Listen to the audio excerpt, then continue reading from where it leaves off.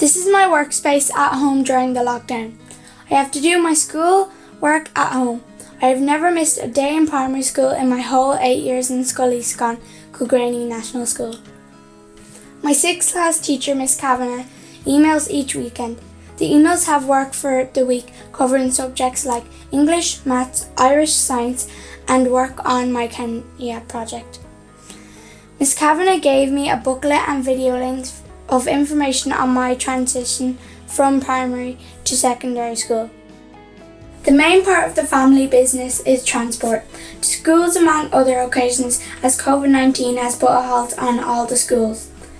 The buses are parked up and 13 employees are staying put at their homes until schools reopen. As the park and activities like scouts and swimming are all closed for our safety, ways of entertaining within 5 kilometres have been walks in Ballyfad nature trails. There are a number of walks including fairy trails. Before the lockdown, my auntie Roisin had my baby cousin Shauna. I visited her in Wexford General Hospital the day she was born in March, 2 days after the hospital closed to visitors due to COVID-19. Also, my mum Aisling had my baby brother Kyle in the National Maternity Hospital, Dublin, in April, during the lockdown. I got to see Kyle the day after he was born safe at home.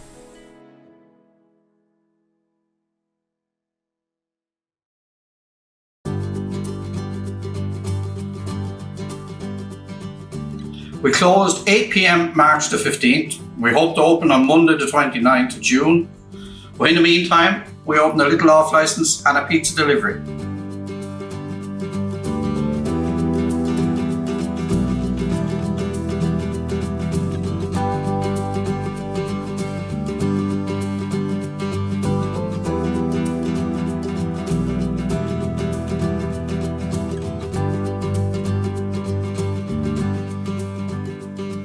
So, Monday the 29th, we've changed from being an off licence, we're now a restaurant.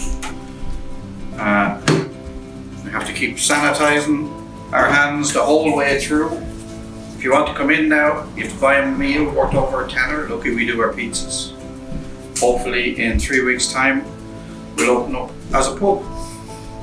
See you the next chapter.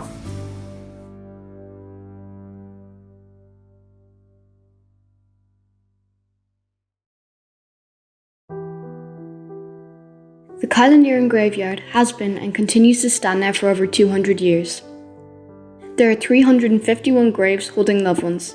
However, due to current events, it has been proving difficult to hold funerals and to find comfort during these times. The graveyard was actually built on the ruins of where the old church of Kylenaeran used to stand. It was burnt down, unfortunately, but rebuilt on the 29th of June 1798 on the same grounds that our current church is standing. That second church was also burnt down and rebuilt a year later on June 29th, 1799. June 29th is the feast of St. Peter and Paul, which is why it was such an important date to the church. The land that the church is built on was given by the Esmonds. Lady Esmond is now buried in front of the church alongside other priests that preached in the church. There is also priests buried in the church beneath the floor from the times when people were buried inside the churches. Unfortunately, coronavirus has stopped people from attending funerals and finding comfort from lost loved ones. For a long time, only a very small amount of less than 10 people could attend funerals or visit the graveyard. Social distancing was also put in place so you couldn't comfort each other.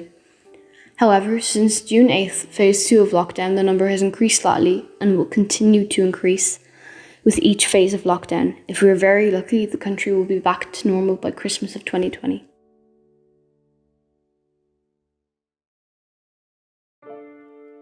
Over lockdown, I haven't really been doing too much at all. I've been doing a lot of gardening, mowing the lawn and streaming, cutting down trees. A lot of stuff that I was never able to do when I was in school because I just didn't have the time. And I was just studying for Leaving Cert 2 and that took up a lot of time. It's just I have a lot of free time now and not much to do, so I'm kind of spacing out what I do between a few days at a time. I've been doing a lot of painting, putting up fence posts, I walked up Croghan a couple of times, and I've been doing quite a bit of fishing as well actually. And you kind of get sick of fishing after a while though, fishing down Hollyford. The leaving cert I was quite happy about now being cancelled, but I don't know, I'm just going to have to wait and see by the time August rolls around, the results come in, how I feel about it. But yeah, it's grand, not having to study. It's kind of a weight off my shoulders, I like it now. Schools closed on the 12th of March and were supposed to open in 2 weeks. But as COVID-19 got worse, it ended the school year 3 months early. Because we weren't in school anymore, the teachers emailed us work to do, and it took about 1.5 hours a day. And I personally like to get it done early in the morning. Because there isn't that much to do during quarantine, I learned some new skills, such as solving a Rubik's Cube,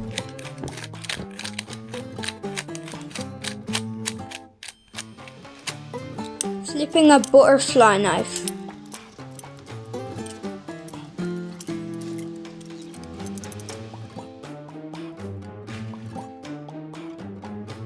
practicing soccer,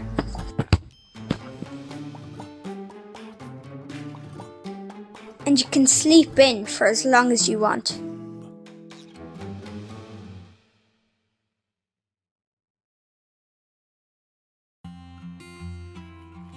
Our dogs played a big part in lockdown for us.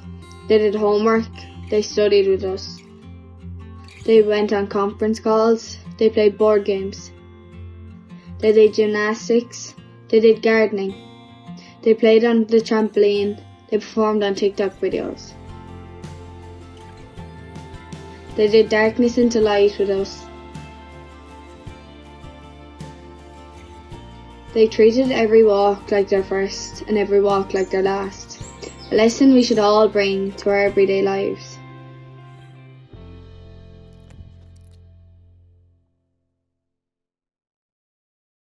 Hi there, my name is Mary Fleming and my experience of lockdown has been kind of mixed. On one hand, as someone who is usually driving and rushing around a lot, I've really enjoyed not having to do that. Instead, I've been out and about walking the 2 kilometres in all directions from our house. And what I really find I'm interested in is the abundance of life that is in the ditches around us. And my film clips are about that really, the simple pleasures. Another interest of mine is Ballythomas-Field, and that's become an essential community resource. So we've been trying to fundraise for that to keep the field viable in terms of paying for the insurance and the maintenance costs. On a more personal note, I've had breast cancer during this lockdown, which has been quite scary for me and also for my family.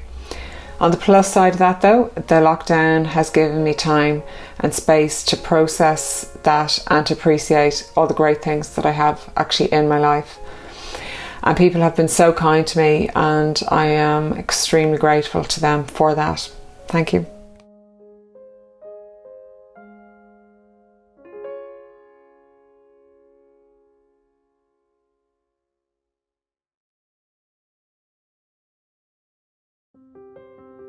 For me, the story of the lockdown will be, to a great extent, a tale of two breads. Bread. On the day before the lockdown began, I was in a supermarket where there were lots of empty shelves, and the empty shelves that struck me the most were the empty bread shelves, the empty bakery shelves. And a woman was telling me that she had seen a man a little while earlier walking along the bread shelves with his arm extended, sweeping all loaves before him like some kind of a snowplow, all into his trolley. Bread is about security and self-sufficiency. It's also about connectedness, about being in touch with some deeper stuff. And I think that's why many people, myself included, took to baking during the lockdown. Some of us had a little bit more time on our hands. And while we're at it, we might as well experiment with some different ingredients. And that's so delightfully human. Even the bare necessities begin after a while to get turned into art. A pinch of this, a cupful of that, a spoon of that, a suggestion of whatever. Bread, give us this day our daily. It wasn't just shelves in supermarkets that were empty during the lockdown. Pews in churches were empty and silent. The sign I put up outside as the lockdown began, "Church is open, come in and pray." It started to look a bit forlorn after a while, especially as the words "come in and pray" began to get washed off and fade. And yet, people came in. They lit candles, they sat there in the great silence, and they joined in on Facebook for the Saturday evening live stream as the front room in the presbytery was reborn into a second career as a studio. And that rebirth was also a kind of experimenting with ingredients, stuff we already had but weren't using. It was good and helpful insofar as it went. But the missing ingredient was always going to be people. Between the empty shelves and the empty pews, the making of bread and the not praying together for our daily bread, an odd phrase kept coming to me: add one congregation and stir. I've been looking forward to doing that.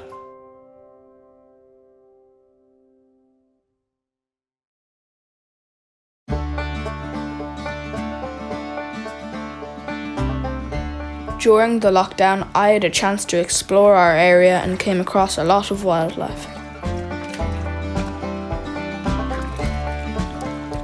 I caught some tiny fish and caught a loach which looks like a small catfish. I even caught a baby eel. These come all the way across the Atlantic from the Sargasso Sea in a journey that takes 3 years. Unfortunately, this sparrowhawk died soon after I found it, and I also came across this deer at the side of the road. I also saw bats, a grasshopper, a bug that rolls into a ball, and a frog.